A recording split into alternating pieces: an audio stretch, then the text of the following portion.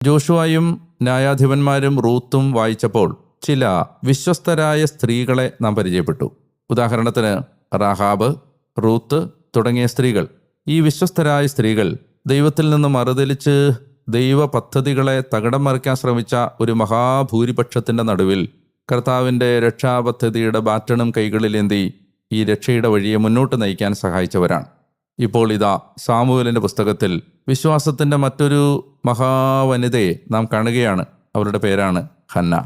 തീർച്ചയായും ഇത് കേട്ടുകൊണ്ടിരിക്കുന്ന സഹോദരിമാർ ഓർക്കണം, ദൈവരാജ്യത്തിൻ്റെ പദ്ധതികളെ മുന്നോട്ട് കൊണ്ടുപോകാൻ പുരുഷന്മാർ പരാജയപ്പെടുന്നിടത്ത് സമർപ്പിക്കാൻ നിങ്ങൾ തയ്യാറാണെങ്കിൽ ദൈവം വിശ്വാസത്തിൻ്റെ വീരവനിതകളെ ഇതുപോലെ അഭിഷേകം ചെയ്യുകയും ഉയർത്തുകയും ചെയ്യും.